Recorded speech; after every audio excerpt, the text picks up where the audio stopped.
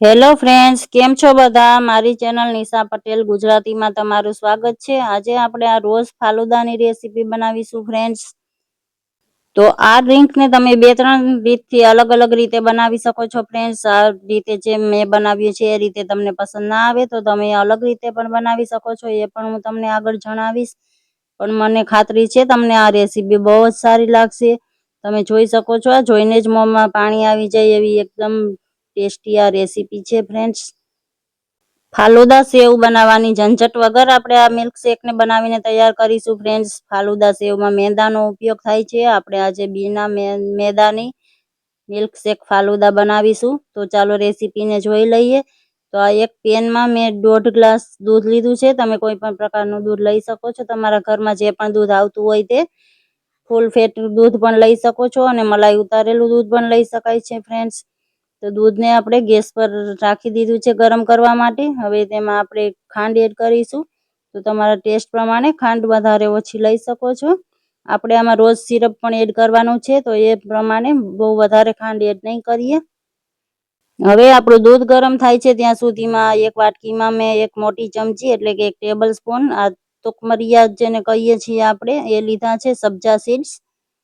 એને થોડું પાણી નાખીને આ રીતે પલળવા રાખી દેશું. સબ્જા સીડ 10 મિનિટમાં જ ફૂલીને તૈયાર થઈ જાય છે ફ્રેન્ડ્સ. હવે આ બીજી વાટકીમાં મેં આ સેવઈ જે આવે છે એ લીધી છે. આ સૂજીની હોય છે ફ્રેન્ડ્સ, તો આ હેલ્ધી છે. તમે ઇન્સ્ટન્ટ ફાલુદા બનાવવું હોય તો આનો યુઝ કરી શકો છો. ફાલુદા સેવ બનાવવામાં બહુ જ લાંબી પ્રોસેસ હોય છે ફ્રેન્ડ્સ. તો આ બીના મહેનતથી તમે આ ફાલુદા શેક બનાવી શકો છો. સેવને મેં એકવાર ધોઈ લીધી છે અને એને આ રીતે દૂધમાં એડ કરી દેશું અને મિક્સ કરી દેશું, જેથી કરીને દૂધમાં જ આપણી સેવ કૂક થઈ જાય સારી રીતે. હવે આ મેં કસ્ટર્ડ પાવડર લીધો છે ફ્રેન્ડ્સ. 1 ચમચી જેટલો કસ્ટર્ડ પાવડર લેશું. એનાથી ફ્લેવર બહુ સારી આવે છે અને દૂધમાં એકદમ થિકનેસ આવી જાય છે. આપણે આમાં કોર્નફ્લોરનો ઉપયોગ નહીં કરીએ ફ્રેન્ડ્સ. કસ્ટર્ડ પાવડર હોય તો તમે એનો જ યુઝ કરો, નહીં તો એના વગર પણ તમે દૂધને થોડું 5 મિનિટ વધારે વાર ઉકાળશો તો એ ઘાટું થઈ જશે.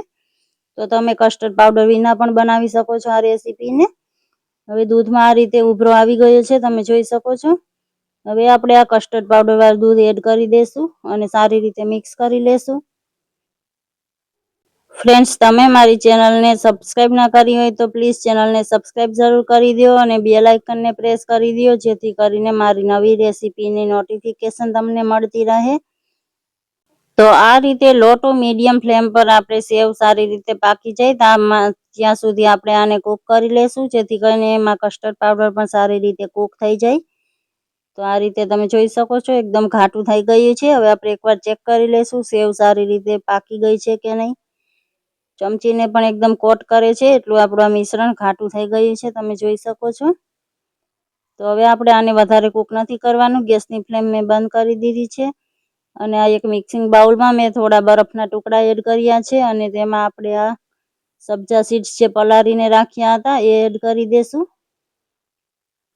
અને હવે આપણે જે દૂધનું મિશ્રણ તૈયાર કર્યું હતું એ એડ કરી દેશું. ફ્રેન્ડ્સ, તમારી પાસે ટાઈમ હોય તો તમે આ દૂધને 2 કલાક સુધી ફ્રીજમાં સારી રીતે ઠંડુ કરીને ઉપયોગમાં લઈ શકો છો, તો એ વધારે ઘાટું પણ થઈ જશે ફ્રેન્ડ્સ.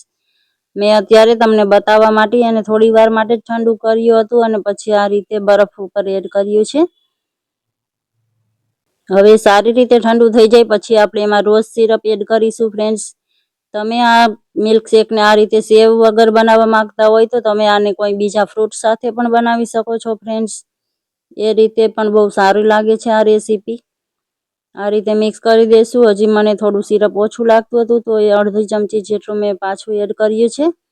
આ રીતે તમારા ટેસ્ટ પ્રમાણે રોઝ સિરપ એડ કરી શકાય છે. આ સબ્જા સીડ્સ આપણા પેટ માટે બહુ જ ઠંડક આપે છે ફ્રેન્ડ્સ અત્યારે ગરમીમાં, એટલે મેં એને એડ કર્યા છે. તમને પસંદ ના હોય તો તમે એને સ્કીપ કરી શકો છો. આ રીતે હવે આપણે આનું પ્લેટિંગ કરીશું. તો મેં ગ્લાસમાં સબ્જા સીડ્સ 1 ચમચી એડ કર્યા છે આ રીતે. આ ડ્રિંકમાં ફાલુદા સેવના બદલે તમે કોઈ બીજા ફ્રૂટનો પલ્પ પણ એડ કરી શકો છો ફ્રેન્ડ્સ.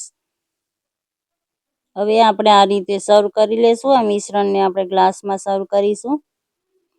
આ રીતે પણ આ રેસીપી બહુ સારી લાગે છે ફ્રેન્ડ્સ, એકવાર ટ્રાય જરૂરથી કરજો.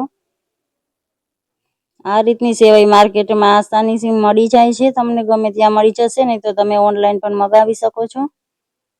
હવે શરબતને હજી વધારે ટેસ્ટી બનાવવા માટે મેં ઉપરથી વેનીલા આઈસ્ક્રીમ એડ કરી છે ફ્રેન્ડ્સ.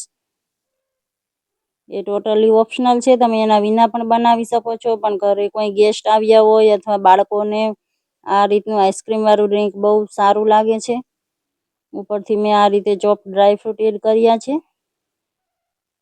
બદામની કતરણ એડ કરી છે મેં, અને હવે આ તૂટી ફ્રૂટી એડ કરી છે. તો બની છે ને, જોઈને જ મોઢામાં પાણી આવી જાય એવી આ રેસીપી. તો ફ્રેન્ડ્સ, તમને મારી આ રેસીપી સારી લાગી હોય તો લાઈક કરી દો, તમારા ફેમિલી અને ફ્રેન્ડ્સ સાથે શેર જરૂરથી કરજો. Thank you for watching.